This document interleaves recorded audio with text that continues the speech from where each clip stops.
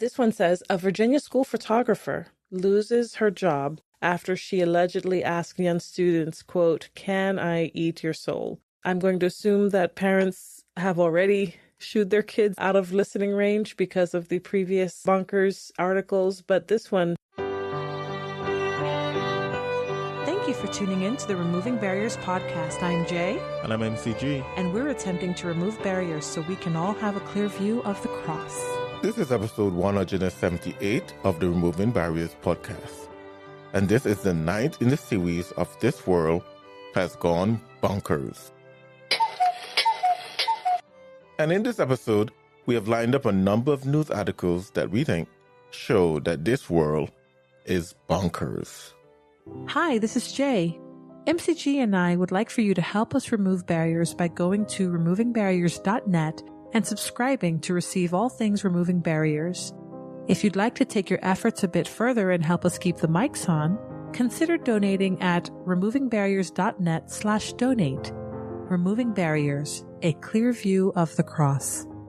All right, Jay, I'm going to start with California Senate Bill SB1414. And first, you're going to wonder why this bill is bonkers, but you'll find out pretty soon. Well, the bill is not bonkers, actually.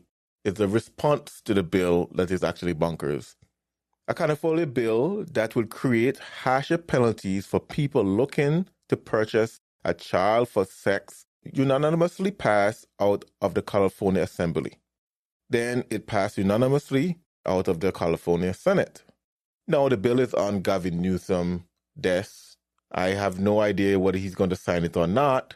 So the first thing that comes to my mind, why is it that they're not harsher punishment in California if you solicit a child by offering them money for sexual favors? Well, maybe we should have said that parents, maybe you want to distract your young ears from this episode. But anyways, so currently in California, this particular action is a misdemeanor.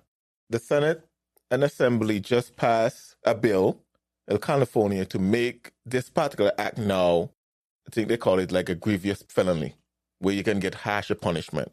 Well, what's bonkers about that? Well, to a sane, good, moral person, we will say, hey, great. I think there should be harsh punishment if an adult is soliciting a child by offering them money for sexual favors or for sex or whatever. However, there's a particular group of the society that thinks that this bill is wrong and is directly targeting a certain group of people. Here is the response from some Californians at a town hall to this bill. We believe that SB 1414 takes an overly punitive approach that fails to address the root causes of these issues and will not effectively stop sexual violence. We are particularly concerned that the harsher penalties proposed in this bill will disproportionately impact marginalized communities, especially members of the LGBTQ community, who already suffer from systematic biases within the criminal justice system, particularly when it comes to sexually based offenses. Studies have shown that LGBTQ people, particularly gay and transgendered individuals, are more likely to be charged with sex offenses compared to their heterosexual counterparts. For instance, LGBTQ individuals are 9 times more likely to be charged with sodomy. Measures like SB 1414 lead to higher rates of incarceration, longer sentences, and increased difficulties in finding housing and employment. Today, EBC must strongly oppose. All right, I was positive a little bit. So there's this bill that make it a felony and provide harsher punishment for adults when they solicit a child with money for sex. And they are opposing it because it will disproportionately affect the LGBTQ community. So what does that tell you about the LGBT community? The bill is not at fault here. So maybe if they don't solicit a child for sex, the bill won't affect them. Anyway, they continue. Senate Bill 1414. For the reasons I will state, we stand against any punitive measure that perpetuates systemic injustices, and we emphasize instead the need for community-based solutions. We strongly support investments in victim services and programs to provide housing and other alternatives to help people escape trafficking. We are concerned that the harsher penalties contained in this bill will disproportionately impact marginalized communities, particularly Black and Brown individuals who already bear the brunt of systemic biases within our criminal justice system. Under current California law, defendants could face years or even decades in prison for sexual violence committed against a minor, not just 6 months in jail as Senator Grove and prosecutors have previously claimed. Furthermore, the approach outlined in SB 1414 diverts resources from vital programs and services aimed at supporting survivors of human trafficking and sexual exploitation, opting instead to increase funding for lengthy jail terms. Our research has shown that punitive measures such as lengthy incarceration and registries do little to prevent crime or protect communities. Instead, they perpetuate cycles of incarceration, exacerbating the very problems they are meant to address. Rather than investing in punitive measures, we should be investing in community-based solutions that address the underlying issues driving exploitation. We should instead support survivors in healing and rebuilding their lives with access to housing and funding for service providers. Given this, we respectfully urge you to oppose SB 1414. Thank you. So, not only is the LGBT community disproportionately affected because they're the one who's going to most likely be paying kids for sex, but also the Black community and the brown people in America is going to be disproportionately affected because I guess they're the ones who's going to be paying kids for sex too. I don't know about you, but I think I'm offended. I'm Black. I have no plans to offer any kid any money for sexual favors. So, by the grace of God, this bill will not affect me. And do you want to offer other options? Well, offering housing and all these other things that you talk about not going to help. I have a solution, something that have worked for the last 2,000 plus years. How about the gospel of Jesus Christ? Change hearts, it changed minds.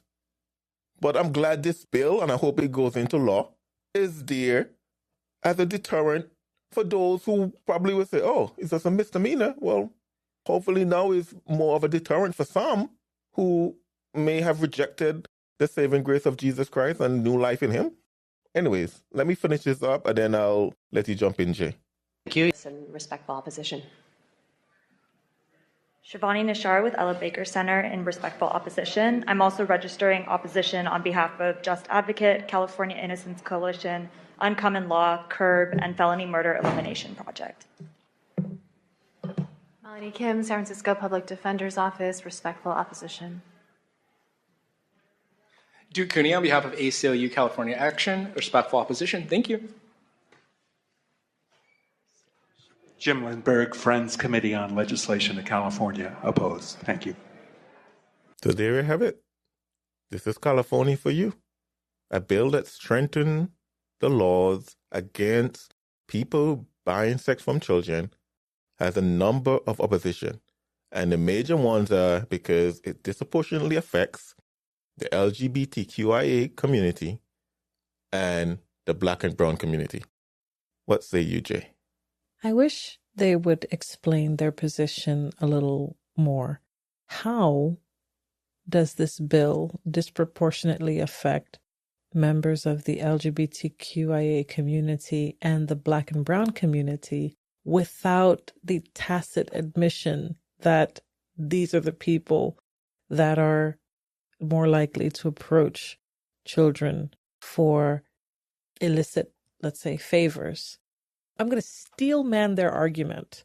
The only way that I could think that this would disproportionately affect that group of people is that when you come, quote unquote, come out as a member of the LGBTQIA community to your family, it seems to be the norm that your family, this is in their point of view, your family won't accept it and you will end up being kicked out. And so these young people don't have anywhere to go. And so if they are out on the streets, I could see that's where their argument for better housing would come from, somewhere to house these children that have made this decision to be a part of the community and subsequently have lost their home as a result.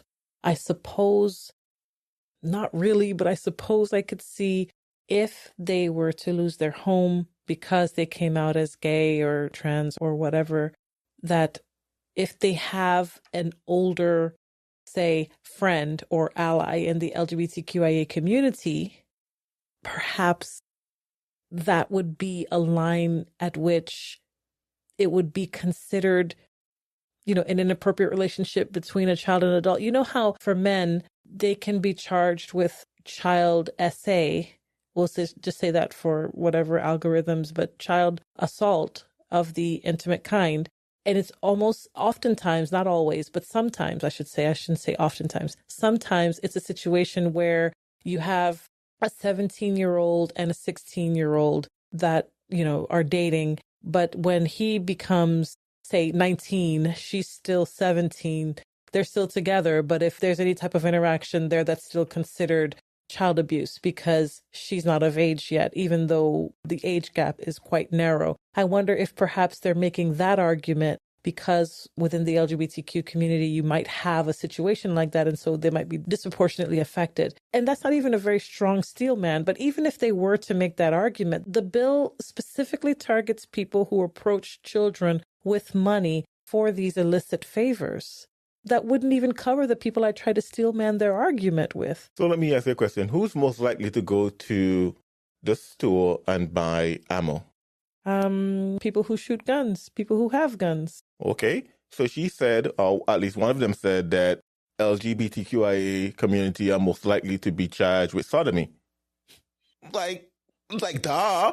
I'm sorry. I'm like, okay. Isn't that kind of would be the feel that if they break the law that way, what will happen? I'm like, So then by extension, if there is a law calling for harsher punishment for those that would try to receive these type of favors from children for money, then goodness, that's a really poor argument. She's saying if they are the most likely to be affected, then that means they're the ones doing it. Exactly. Anyways, what do you have for us? I think we've spent enough time on this one. Okay, before I go on to mine, you know what I think this is?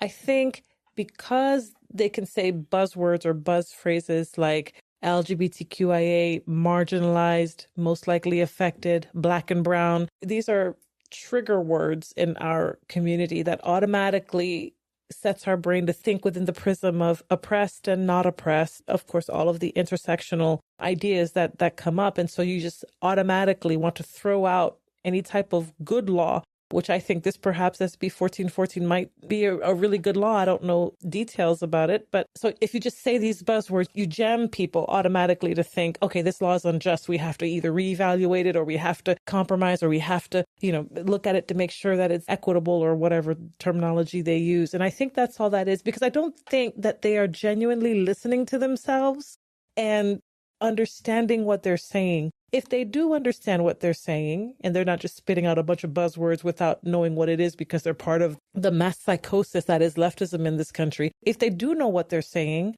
then they are either evil or they're evil. I don't know what other option there is there. They're either evil or they're evil. To oppose a bill that would call for harsher punishment for this type of crime, particularly now with the news being what it is, with very famous people that are currently under litigation and charge and trial and all these types of things for this very thing. It's incredible to me that they would even have the moral premise to fight back against a bill like that. That's why I say I wish I knew more, because I want to give them the benefit of the doubt that perhaps this is some sort of omnibus thing that they are fighting against. Perhaps there's something else in SB 1414 that is a legitimate legal concern that they don't want to have pass because it is a true issue of justice. And maybe that's what's really happening here. No, I don't think so. I don't think that is it. Because I don't think that's it either. But mention anything about that. But. Exactly. I can't imagine. Well, I suppose I should be able to imagine people being quite that evil. But there, we have proof that such a thing does exist, which is bonkers. Okay. The first one that I have is a story that has lived in my head rent-free for the past few weeks. Past few days is more like it. Hezbollah and the pagers that have gone off and killed so many of them. I just can't get over this story.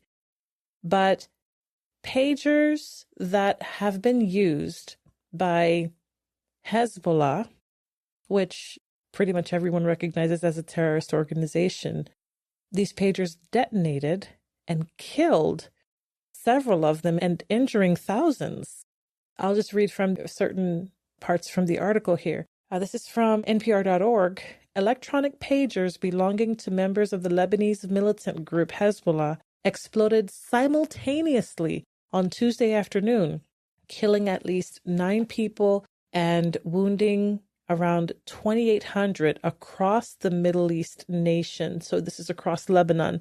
Now, Lebanese government officials and Hezbollah blamed Israel. They said after they examined all the facts, available data, and information about the heinous attack that took place, this is the Lebanese government officials speaking, we hold the Israeli enemy fully responsible for this criminal aggression. And that's a statement from Hezbollah. Israel's military declined to comment, but apparently afterward they secretly told the U.S. that they were responsible. Many of the explosions rocked the southern suburbs of Beirut, the main Hezbollah stronghold. Beirut, of course, is the capital of Lebanon as well. Videos on social media show a number of men going about their daily business when they were suddenly knocked to the ground by the force of the exploding pagers. And of course, bystanders were also injured. You had the ambulance rushed people to the hospital. Of course, emergency rooms were quickly overwhelmed, and at least 200 of the 2,800 were seriously injured. And it goes on to explain all of these different things that were carried out. So apparently the story is that because they know that Israel can carry out very sophisticated, highly technological attacks, they decided to go low-tech with beepers and pagers. And so there's apparently a video of one of their leaders saying, hey, get rid of your cell phone, bury it, get rid of it, use pagers instead. And so it turns out that all of these pagers that were apparently purchased from a company in Hungary, I think it is, I may have to double check on that, fact check that, and subcontracted in Taiwan, all of these pagers went off simultaneously, all at the same time. If I'm not mistaken, it was around 3:30 in the afternoon or perhaps a little bit after that. And this is based off all the different videos and pictures of the pagers and all these different things. And so there's a discussion as to whether the batteries were rigged somehow to overheat and blow up. But it looks like because of the strength of the blast, that actual high explosives were implanted into each of these pagers and were detonated.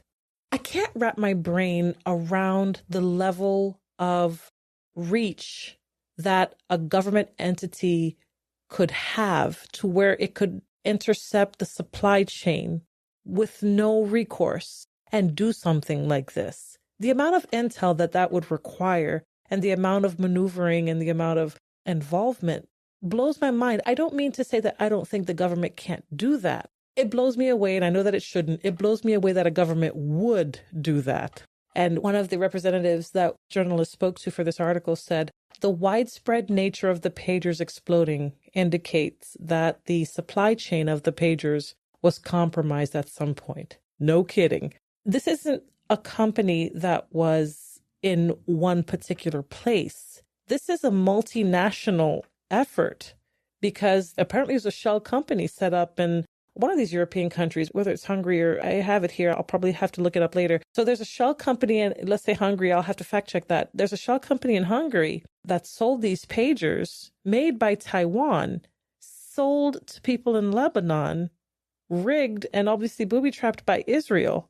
And it worked. Well, the IDF and Israel have always been known for being very sophisticated. I'll be honest, when I first heard this news, I thought it was fake news. Yeah. Because I'm thinking there's no way a small little pager can explode with enough force to kill an adult. Mm-hmm. So I'm thinking, the Israeli government can't just hack my phone and blow it up. But it makes sense that they intercept the route and the supply chain and implant something in them so they blow up with more force and stuff like that. So that makes sense. But how they went about doing it, we will never know. Yeah. That's CIA top secret stuff. They have spies and people in all kind of places to, quite honestly, we have talked about the Israel-Gaza war and the war in Middle East, a couple of times on this podcast. At the end of the day, what they say, all is fear in love and war. At some point, my heart goes out to the innocent people that suffer when it comes to these things on both sides. But at the end of the day, I can't say I understand.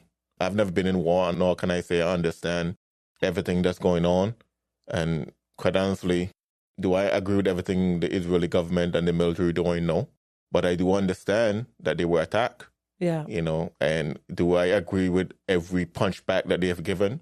Not really, but I do understand they had to punch back. So, hey, and at the end of the day, the U.S. is not much better. Oh, absolutely. So that's true. we cannot sweep our stuff under the rug. And again, why is it that NPR is saying, oh, they told the U.S. that we're the one behind of it? Shouldn't that be top secret? I don't know. We sound like something that I'm telling my ally, but I don't want my enemy to know. But I don't know. That's amazing to me. So to me, that seems to be a really big problem, that people throw the word fascism around a lot. But when you have government and businesses in bed together in such an intricate and pervasive way, that leaves a lot of concerns, let's say. That leaves me very concerned that the supply chain could be infiltrated to such a degree that this could take place. Now, I understand, again, you mentioned war. Yes, Israel is at war, and Hezbollah has made it incredibly clear, along with many other Muslim countries and entities, that they hate Israel and that Israel needs to be wiped off the map. Israel should defend itself. None of those things are up for debate or question. I understand that. But what I'm getting at is the level of sophistication and how deep governments have their tentacles in how much reach and influence they have in the business sector, supply sector, or the supply chain, I should say. I understand that they do. I guess I'm just surprised, even though I know that they have the capability. I'm just floored by seeing that in action. This story has been living rent-free in my head for the past several days. So that's my number one. All What's right. your next one? Well, let's take a quick break and then we'll get into our next bunkers. Do you have the desire to earnestly contend for the faith which was once delivered unto the saints? Answers in Genesis can help. They provide biblically sound books, CDs, DVDs, homeschooling materials, VBS materials, online courses, digital downloads, and the Answers magazine, and more. Plus, tickets to the Creation Museum and Ark Encounter. Go to the Answers bookstore by clicking the link in the description section below, so you too can be ready to give an answer to anyone who asks the reason of the hope that is in you. All right, parents, I'm apologizing again for this one, but my next bonkers is from the Christian Post. It's titled, School Forced Girl to Sleep with Male, Allowed Non-Binary Female to Supervise Boys in Showers. And there's a lawsuit going on right now on that. And let me clarify from the beginning. When they say sleep with boy, they mean in the same bed, not anything sexual, Okay. so to speak. Jefferson County Public Schools in Colorado allowed a non-binary female to supervise boys' showers and force a female student to share a bed with a male, violating parental rights over children's privacy and accommodation decisions on school trips, according to the federal lawsuit filed on behalf of the parents. The lawsuit accused JCPS of not providing truthful information to parents concerning who will be supervising and sharing accommodation with their children on school-sponsored trips. The advocacy group Alliance Defending Freedom, which filed a complaint on the behalf of 3 families, said in a statement, the policy at the center of the controversy directs that students be assigned to share overnight accommodation with other students that share the student's gender identity, rather than according to their biological sex. So basically what's going on here is that they went on a school trip. I guess it's going to be overnight. Parents, I don't know why you would send your kids on an overnight trip with the school, but that's neither here and there. That's not something I would do. But they went on a field trip, overnight stay, and there was a student, I think the student is a biological male, identified as a girl, and they allow this biological male to sleep in the same bed with a biological female. And they had a biological female supervising the boys while they were showering because she was non-binary or whatever the case may be. Kate Anderson, ADF Senior Counsel and Director of the ADF Center for Parental Rights, underlined the importance of parental rights in directing the upbringing and education of their children. Parents, not the government, have the right and duty to direct the upbringing and education of their children, and that includes making informed decisions to protect their child's privacy. The filing cites specific incident as per the legal action. And I'm just going to leave it there. They went on and named some different laws and different cases that are in the system or have gone to the Supreme Court. But why are we surprised on this one? You know, I don't know who to blame here. Obviously, the adults in the life, the leaders on this field trip, of course, bear the brunt of the blame. But if my kid is going on an overnight field trip, especially with anything associated with a public school, I'm going to assume that they're going to be woke and they're going to, when they say gender identity or girls sleep in a different room and boys sleep in a different room, they're not going to separate them based on biological sex, but they're going to separate them based on their definition of gender, I guess. I don't know why you would assume that they would not put someone who identifies as a girl, but he's really a boy, in the room with the girls. That has been happening, look at the sports since Biden and well before him too. So I'm not surprised, but I think the parents here might be just a little bit too trusting.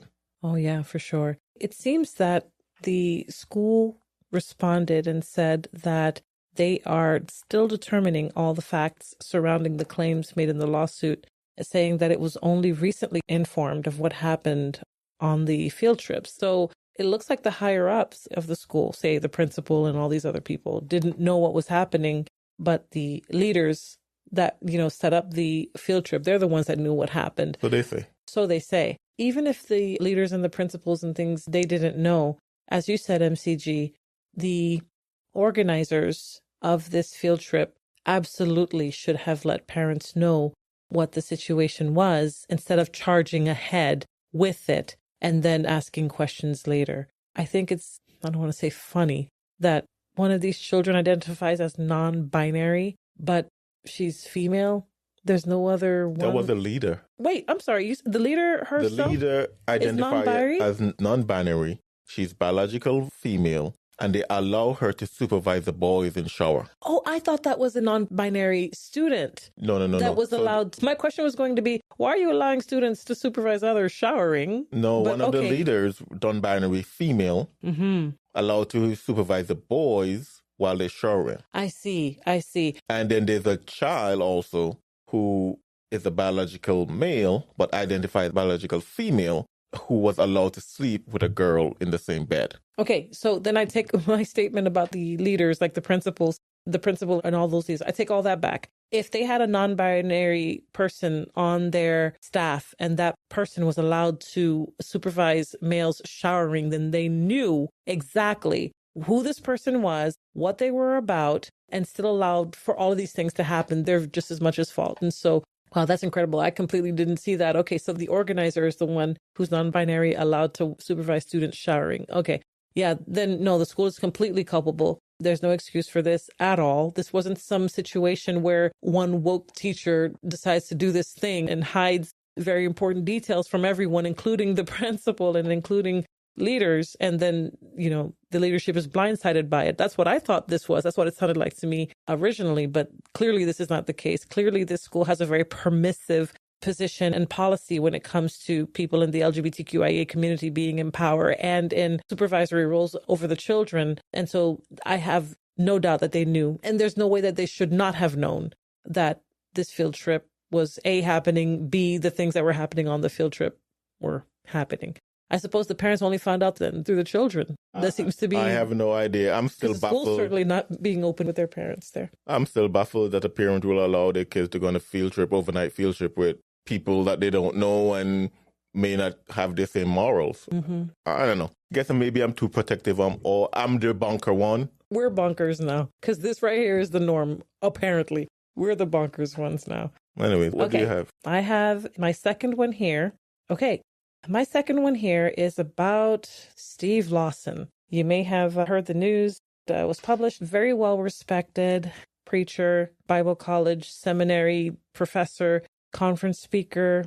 Steve Lawson was both fired and resigned from all of his roles as a result of a, quote, inappropriate relationship with a woman.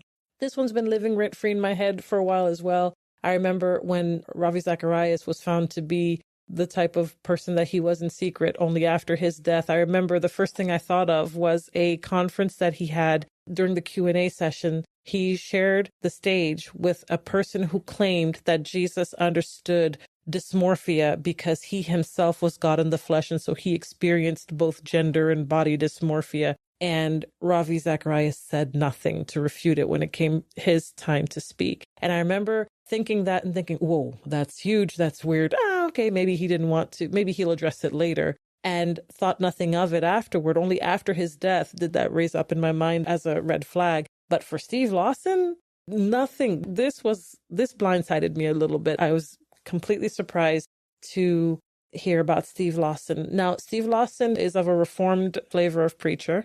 And so, barring all of that, he is a sound preacher. If you ask him how to be saved, he's not going to tell you some nonsense that the Bible doesn't say. Wow, I was blown away by this. I suppose I'll just read it because I'm so flabbergasted even now.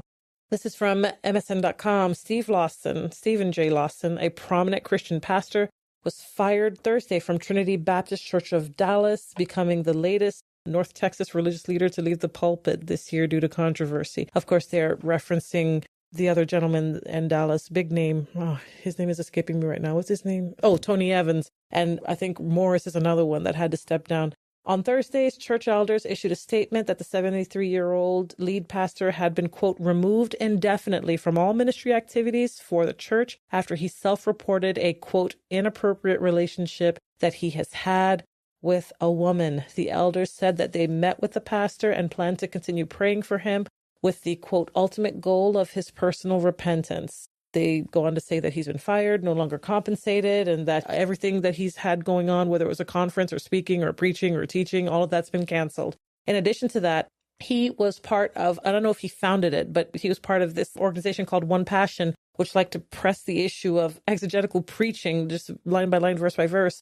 They issued this statement. The board of One Passion Ministries mournfully announces that just recently, Stephen J. Lawson confessed to the board that he has had an inappropriate relationship with a woman, a sin that has disqualified him from ministry. In response, he has resigned from all of his duties at One Passion Ministries.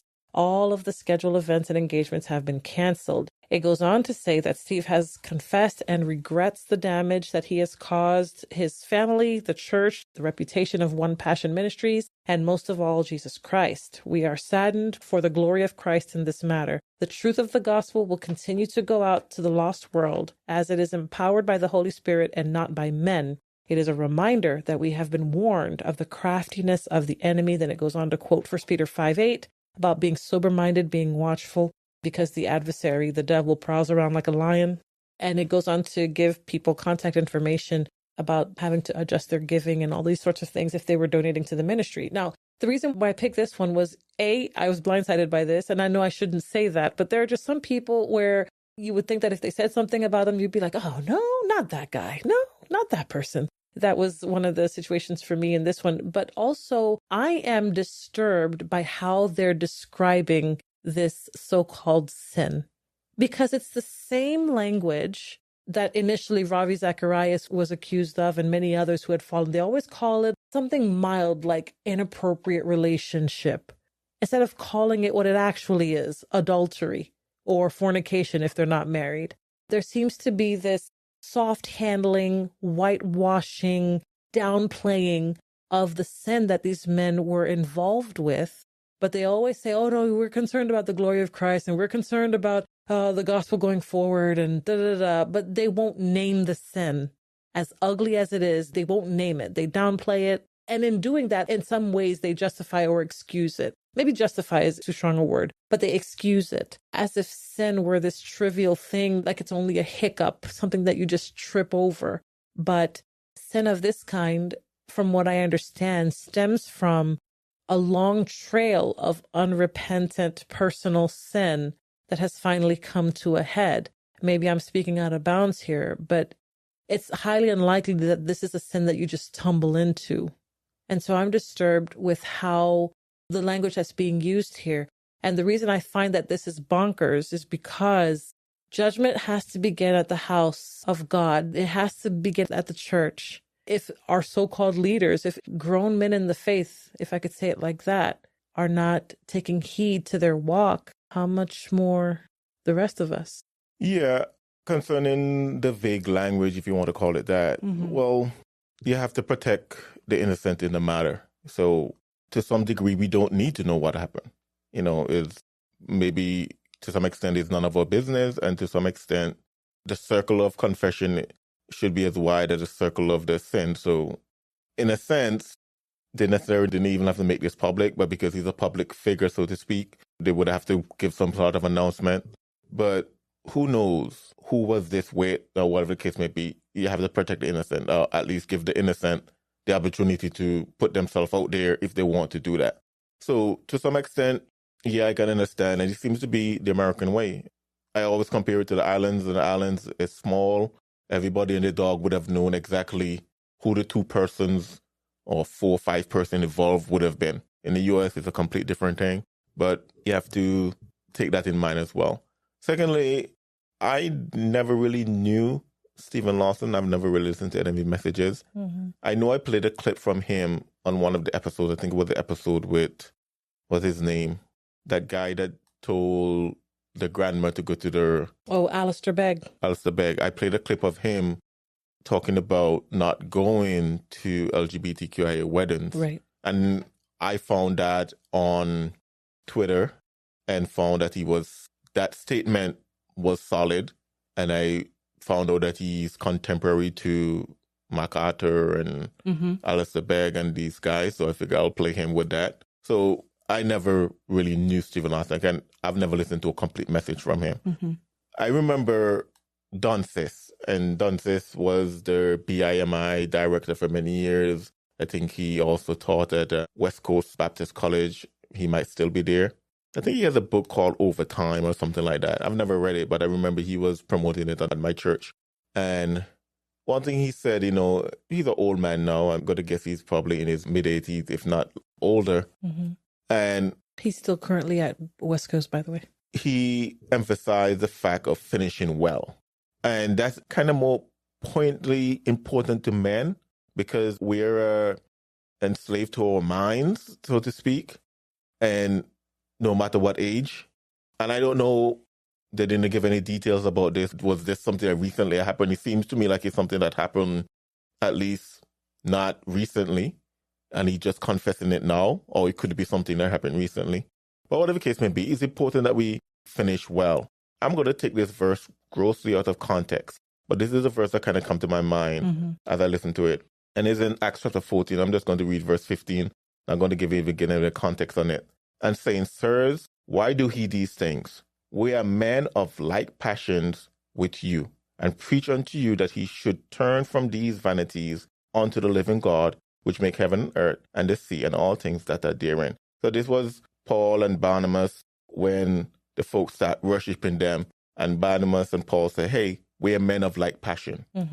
And that's something Christians need to realize when we exalt these people on a pedestal, whether it's a pastor, whether famous or not, whosoever, the Ravi Zacharias of the world and the Stephen Lawson of the world and the Vody Backhams of the world, if you want to exalt them, and then all of a sudden they fail, because at that time we fail to realize that they're men of like passion, just like we are. They are sinners, saved by grace. And just like we can fall, they can fall. My heart goes out to everything that's happening here with Stephen Lawson. But again, men of like passion. He's more than capable of falling just like anyone else. And maybe even more so because of his famous status, women might throw themselves at him. If you don't have safeguards up and stuff like that, you will trip and you will fall. This seems to be a fall to me. It doesn't seem to be something that he has been waddling in the mud. So probably most likely he's not going to ever have a ministry again. Well, he's 73 anyway, but most likely he's not going to have any ministry again. But he can certainly repent and move on in the Lord. So anyways, that's what came to my mind. Again, that verse was totally taken out of context in a sense. But the phrase I'm looking at is men of like passion, which you need to realize that all these famous whatever people are men of like passion. And just encourage men. Let's finish well. And I'm thinking Don says have a book called Overtime at this point. I think a lot of times when you get to a certain age or you have been saved for X amount of years, you kind of let your guard down, figure, well, it's not going to happen to me. It haven't happened to me in my 30s or in my 40s or in my 50s. Well, I'm in my 70s now, but it will still happen. Sobering reminder for all of us, for sure. All right. What's your third one? All right, I have a last one here. And this one, I don't even know where to begin. This one is not only bonkers, but it's probably one of the most, I guess, the funniest one I've ever seen. So there's this Mariah Carey impersonator who married herself and then divorced herself. I'm sorry. So the article reads, turns out being married isn't any easier when it's just to oneself. I'm sorry. Okay, I'm all right. Okay, go ahead. Influencer model and Mariah Carey impersonator, I guess her name is pronounced here Sologamy. If it's not, I'm sorry. Who made headlines last year when she tied a knot in a bizarre ceremony to herself in London, has ended her nearly 1-year marriage, according to a report. Reflecting on her decision to call it quits, Carey expressed the difficulties she faced committing to herself, the Mirror reported. And when they say the Mirror report, is actually a news organization called the Mirror, but I guess the pun is intended. They did that on purpose. It's critical to know when to end a cycle, Carey reportedly said. Even commitment to oneself can have its challenges, such as dealing with the expectation of being perfect for yourself all the time.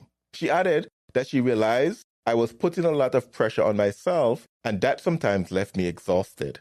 I understood that even in a marriage with ourselves, it is important to accept our imperfections.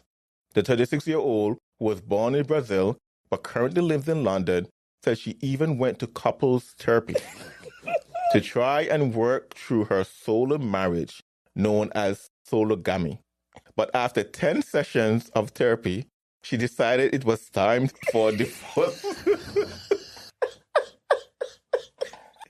sorry. You can't make this thing up, man. You can't make things like this up. Man. Admitting that she at times felt lonely in a relationship, according to the Mirror. All right, Jen needs to repent. I'm sorry. Okay, I'm all right.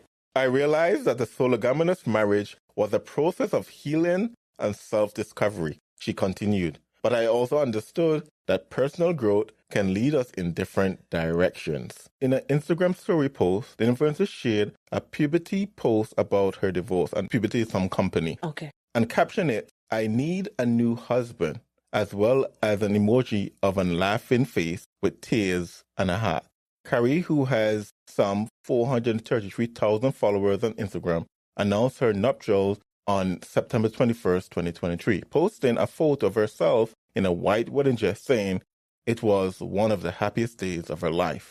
Today I value and love myself. I married myself here in London, Carey said. This celebration is important because I learned to prioritize my well-being and mental health. In my vows, I wrote and declared my commitment to caring for and valuing my self-love. Carey has also worked as an in-demand Mariah Carey impersonator, getting her break back in 2019 after she was invited to perform at a lookalike party. By 2022, she said she was raking in 1,800 during the Christmas season. I think that might be a typo. I think that's 18,000, maybe. Yeah, it might be a typo, but it's 1,800, but they have the comma in the wrong place. Okay. Anyways, I'm going to leave it there. One thing the article didn't mention, but it appears to be, I know I use the female pronoun, but the person also appeared to be transgendered. So I don't know, but whatever the case may be. So they married themselves, then they became lonely, and they find it hard to please themselves. They even went to marriage counseling and therapy and all this stuff with their spouse, I guess. And they finally decided to divorce themselves. Well, I guess, you know what? I think that was probably the most bonkers articles we have read. That is bonkers. My goodness. Anyways. If I may say something, I apologize to everyone that had to hear me laugh in the background, but this is very sad. Clearly, this person has, I'll be nice. Clearly, this person is... I was going to say mental issues that need to be addressed. But at the same time, what makes this so sad is the number of people that has gone on with his delusion and it has encouraged it and affirmed it. Well, I'm not sure if they're transgendered. I'm just... Oh, okay. Some other stuff I'm seeing from the person appeared to be that they're male who have transgendered to female. Okay. But I could be wrong. Could be wrong. Okay, then let me just say they, then I don't know if this person is male or female. But okay, so the number of people that have gone on with this delusion alongside with this person, affirming it. What do you need for a marriage certificate? Don't you need a notary? Don't you need a judge? Don't you need the judicial system to, take the paper and say, okay, yes, you're married? I'm pretty sure that you need a witness. I don't think she went through all that. I don't think she went and signed papers and all that stuff. I think they just had a ceremony.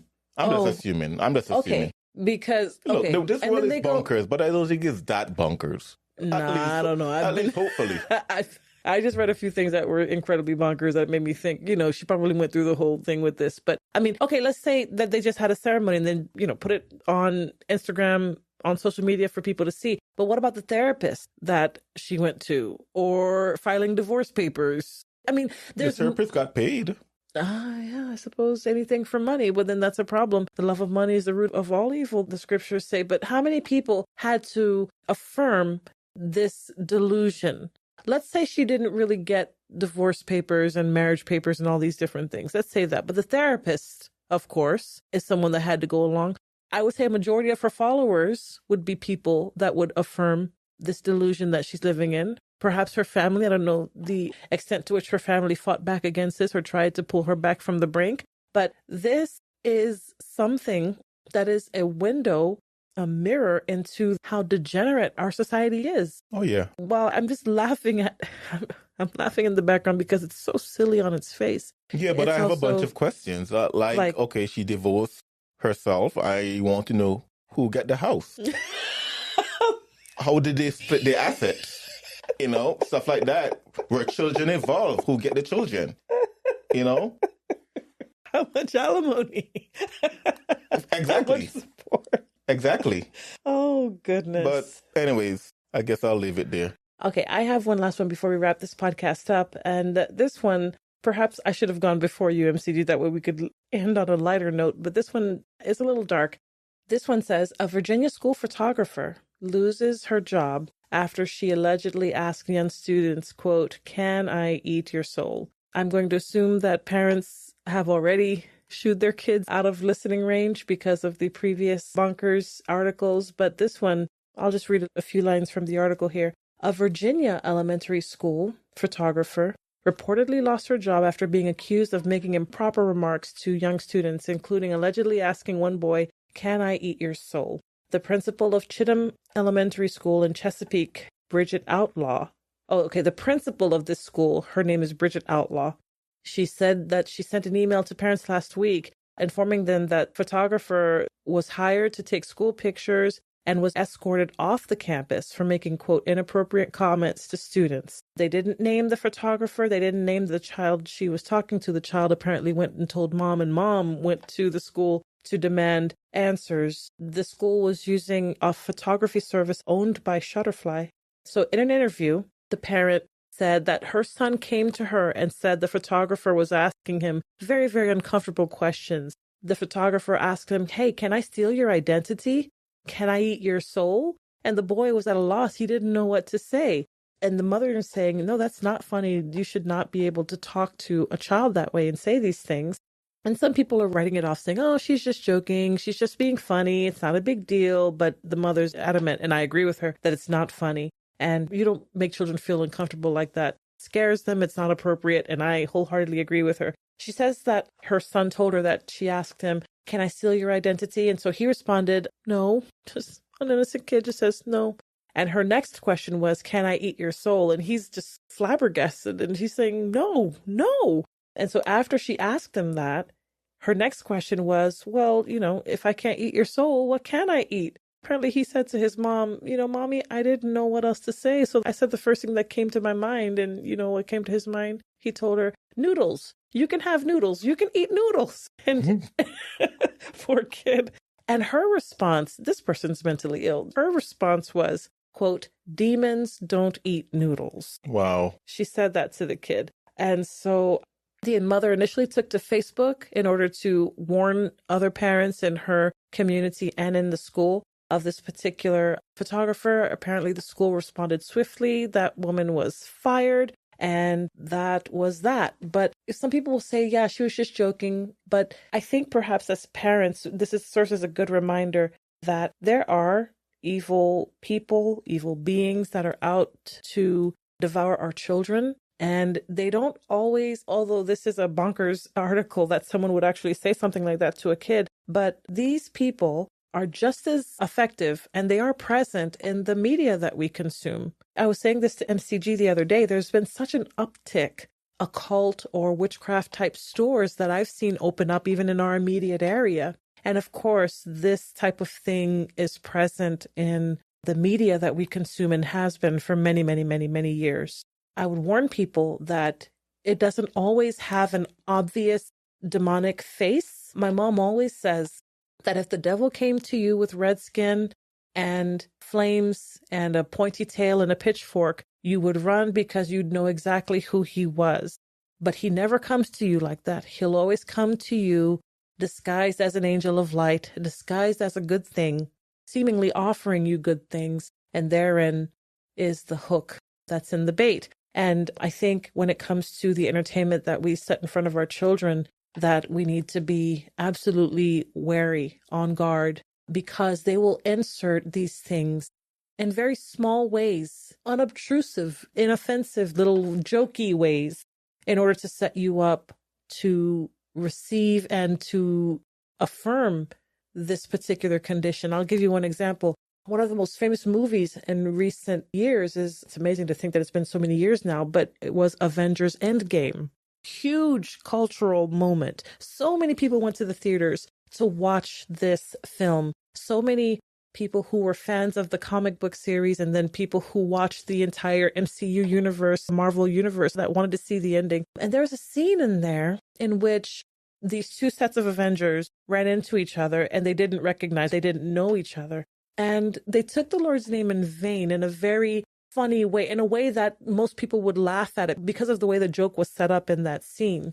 And you wouldn't think anything of it. Even as a Christian, you would look at that and think, oh, haha, that's funny, because it wasn't just blatant taking his name in vain. If you wanted to, you could explain it away, although clearly it was a jab at the Lord, at his name. But they did it in such a funny, engaging sort of way that most people wouldn't even bat an eye at it. And I'm sure the rest of the film was really gripping in its storytelling, the cinematic value and all that sort of thing. And it was a very fleeting moment. No one thought anything of it, apparently, clearly. But even those little things are more than enough to undermine your worship before the Lord, your heart position before the Lord. Because it's with those little things, a little jab here, a little cut there, a little bit of a joke here, a little bit of an innuendo or intonation there, and suddenly you find yourself compromised. You find yourself making excuses for the sin in the media that you consume. You find yourself setting your children down in front of questionable media, and you find yourself finding ways to explain that away. I know that makes me sound prudish and alarmist, perhaps, but I really think that this is how the enemy operates. He'll never come to you with red skin and a pitchfork and horns. He'll always come to you in a funny, engaging, sort of ecumenical, hey, let's all be friends type of way, and until you realize that you're in deep and you didn't realize when you had stepped in it. So this weird, obvious, mentally disturbed person, seeing nothing wrong with asking a child, hey, can I eat your soul and demons don't eat noodles? Seeing nothing wrong with that is clear indication of someone who has just bit by bit by bit by bit, step by step by step, not just her, but us as a society, us as a people, have gotten to the point where we don't even bat an eyelash at these obvious, evil, demonic things. We make light of it, and we do not fully apprehend or fully believe the danger that these things represent. And so for me, it was bonkers that she would actually say that, but it also served to warn us of the very small ways, small, persistent, constant ways that we open ourselves up to spiritual attack. If you notice, the rocks that are in a river or in a creek, they're all very smooth, and you don't get rugged rocks to become smooth by immediate action. It's always the soft, constant running of the water that'll shape those rocks into what they need to be. And so we'd be fools to think that we can expose ourselves to this type of so-called entertainment and not be affected by it. Well, yeah, but I agree with what you just said. I'm going to go from a different angle because I'm curious what this photographer looked like. Oh, that would be a very good thing to know for sure, too. In my mind, I'm seeing someone with blue or pink hair. Sure. A number of piercings and tattoo all over the place. Yeah. I could be wrong, but that's the vision of the person I am seeing this young lady to be that did this. Mm-hmm. And where am I going with this? Well, professionalism has gone out the window. Out the window. 20 years ago, no one would have hired someone that looked like that to come to a school to take photography. No one. But why is it today that you can dress anyhow you want, have your hair anyhow you want, have any number of piercing you want, any number of tattoo you want, and then go into the classroom to teach people kids? It does show that the world has gone backwards. Indeed, I'm just saying, I don't know. It could be a well put together lady, maybe. But the person I have in mind is someone in their early to mid 20s with pink hair and tattoos and all that stuff. I could be wrong, but that's the picture that comes to my mind when they talk about this person. But anyways, I guess I'll leave my judgmental ways there and we go into a break. You're listening to the Removing Barriers podcast. We are looking at Bonkers articles. We'll be right back. Are you looking for a consistent and reliable place to get all your Christian materials? Try ChristianBook.com. Started from humble beginnings in 1978, ChristianBook.com now offers a wide range of books, CDs, DVDs, homeschooling, and church supplies, plus more. So whether you are a parent, a homeschooler, a pastor, or a layperson, ChristianBook.com can be a one-stop shop for all your needs. Click the link in the description section below and check out the vast array of Christian materials ChristianBook.com has to offer. All right, Jay, any dishonorable mentions? I actually don't have any dishonorable mentions. Which ones do you have? All right, well, for dishonorable mentions, I have one, and this is somewhat ironic, but Black Lives Matter rips Democrat Party on Democratic selection of Kamala Harris. Party of hypocrites. That's what Black Lives Matter is called in the Democratic Party because of their installment of Kamala Harris as the nominee. So I found that interesting. Yeah. That Black Lives Matter would be the one calling them out. But anyways, we won't get into the hypocrites that Black Lives Matter are. But anyways, I'll leave that there. None of this honorable mention. And this one is not necessarily bonkers, but I just found it interesting. Have babies for Russia. Putin presses women to embrace patriotism over feminism. So Putin is encouraging young Russian ladies to have babies, and they have to get into the number of children previous generation having, which was somewhat closer to 6, 7, 8 compared to what now today. And the president of Russia is encouraging women to have babies, which I think is a noble call, but don't tell the American ladies here. And then also at the DNC, Planned Parenthood offers free abortion and vasectomies while outside. I don't think it was directly outside, but they set up like a mobile clinic and they offer male to come and have a free vasectomy and a woman free abortion during the DNC. So evil. Yep. So those are my dishonorable mentions. All right. So as I have always said, do you agree with us? Do you agree with us? We have made light of some of these articles. We probably laughed through some of them. But do you agree with us? It's this world bonkers. We can read these articles, we can shake our heads, we can be disgusted. But I more want to know, do you agree with us? And if so, as I always ask, what are you doing about it? What are you doing about this bonkers world?